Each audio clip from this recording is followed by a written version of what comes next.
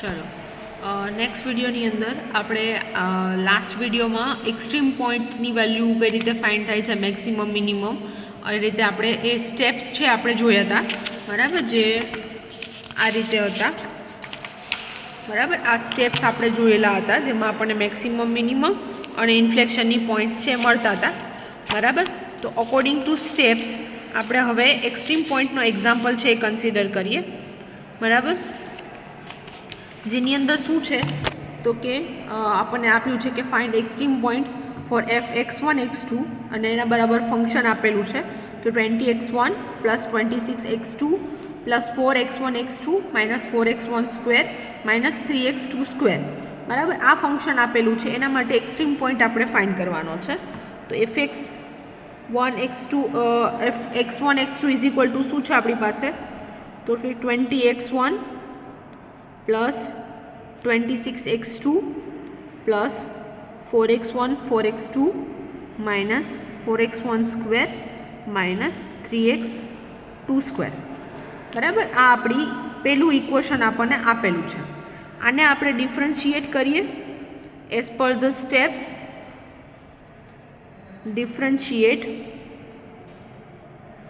Partially equation 1 with respect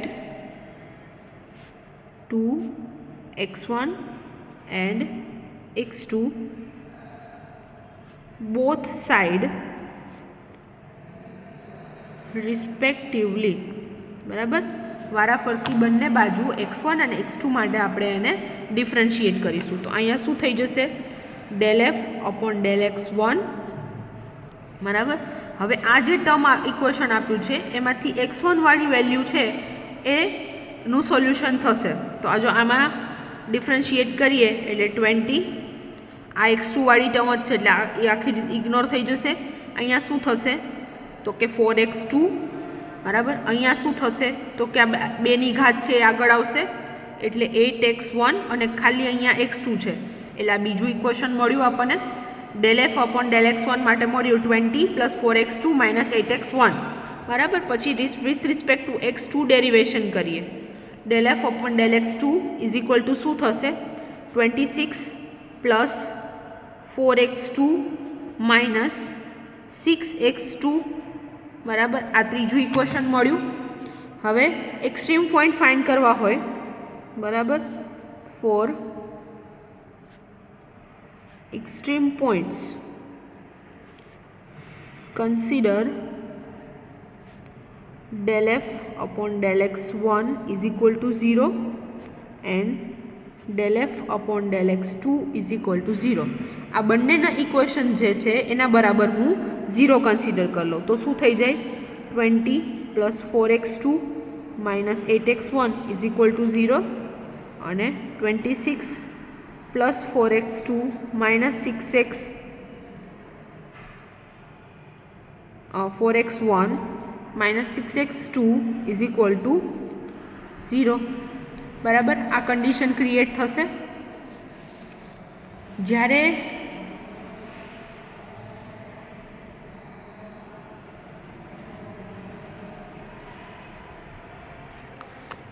આ બંને equation છે એને સોલ્વ કરીએ આપણે, બરાબર. આ બંને ઇક્વેશનને સોલ્વ કરીશું તો શું થશે, બરાબર, બાય સોલ્વિંગ above equation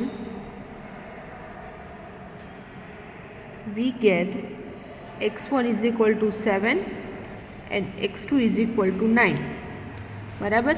તો એ ફંક્શનને આપણે અગેન પાર્શિયલી ડિફરન્શિએટ કરીએ. આ ઇક્વેશન જે છે, બરાબર, એને આપણે પાર્શિયલી ડિફરન્શિએટ કરીએ.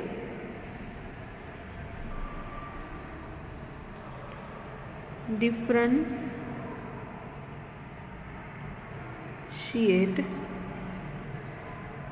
again equation 2 and 3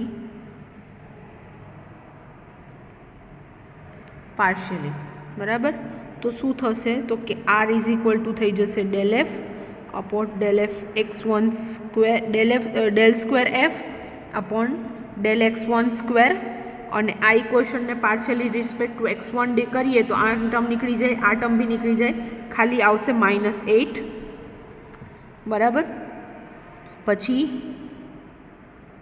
s is equal to શું છે તો કે ∇2f અપોન ∇x1 ∇x2 બરાબર. તો બંને ઇક્વેશનમાં આપણે વેલ્યુ છે એ કન્સિડર કરીએ વિથ રિસ્પેક્ટ ટુ x1 અને x2 તો શું થશે,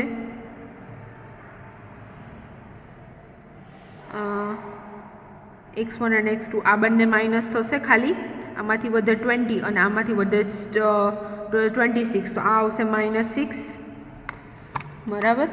અને વિથ ટીની વેલ્યુ ફાઇન્ડ કરીએ તો ∇2f અપોન ∇x2 સ્ક્વેર. તો આ ઇક્વેશનને ફરીથી x2 રિસ્પેક્ટમાં આપણે ડિફરન્શિએટ કરીએ એટલે આન્સર આવે એનો 4 બરાબર. કેમ કે x2 માટે આ ટર્મ નીકળી જશે અને આ ટર્મ નીકળી જશે, સોરી હા આ આન્સર આવશે એનો 4. તો હવે આપણી જે ઇક્વેશન છે એમાં વેલ્યુ મૂકીએ, RT - x² is equal to શું થાય તો કે -8 × 4 -6² 8 × 4 = 32 ચોકે 16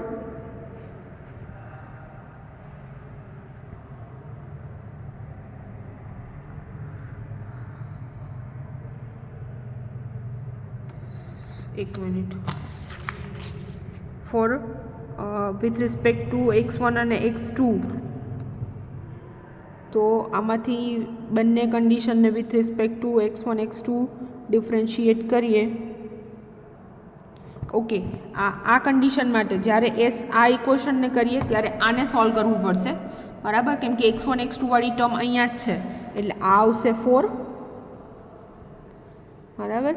અને વિથ રિસ્પેક્ટ ટુ x2 તમે ડિફરન્શિએટ કરો છો આ વાળી ટર્મને બરાબર. એટલે આમાં x1 છે એટલે એ ટર્મ નિગ્લેક્ટ થઈ જશે, આ ટર્મ નિગ્લેક્ટ થઈ જશે એટલે અહીંયા આવશે ખાલી -6. તો હવે આપણી પાસે વેલ્યુ થઈ જશે અહીંયા 8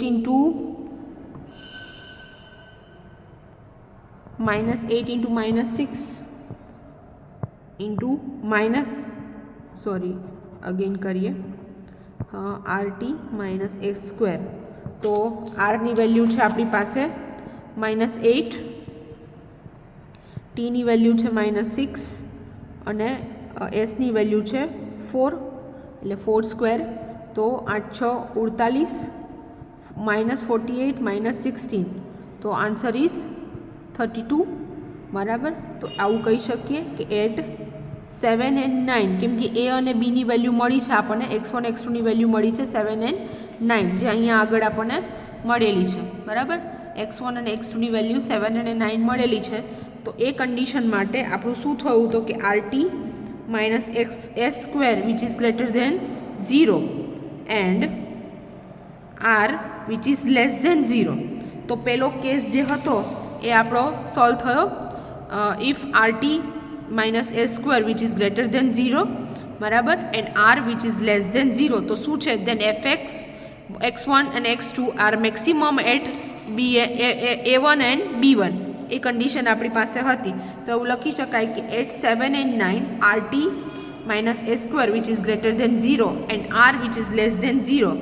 સો f ઇઝ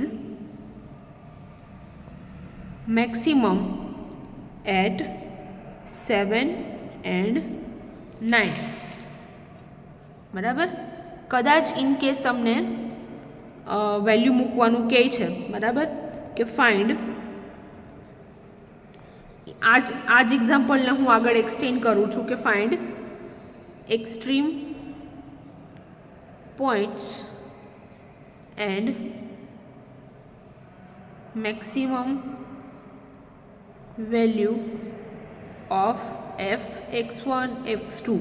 બરાબર, which is given in data. તો એક્સ્ટ્રીમ પોઈન્ટ આપણે મળી ગયો, બરાબર, કે 7 અને 9 આપણને મેક્સિમમ વેલ્યુ મળે છે. તો fx1 x2 is equal to શું થઈ જશે મેક્સિમમ વેલ્યુ માટે? 20 × 7 plus 26 × 9 plus 4 × 7 × 9 minus 4 × 7 square minus 3 × 9 square. આને સોલ્યુશન કરીએ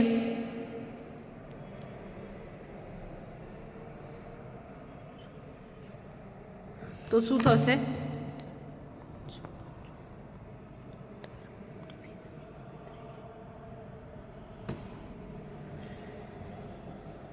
234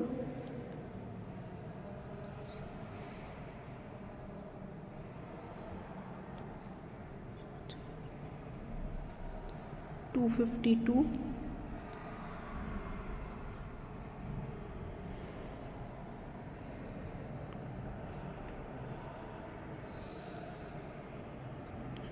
196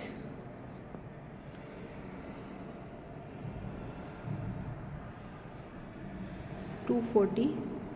આનું સોલ્યુશન કરીએ એટલે આપણને અહીંયા કંઈક મેક્સિમમ વેલ્યુ છે એ મળી જશે, બરાબર.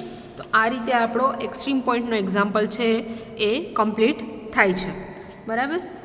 બુકની અંદર બીજા એક્ઝામ્પલ અવેલેબલ છે, તો એ તમે સોલ્વ કરજો, બરાબર. અને એવું બી બનશે કે 3 કેસ તમારે જોવા પડે કે મેક્સિમમ મિનિમમ કઈ કન્ડિશનમાં ક્રિએટ થાય છે, બરાબર છે.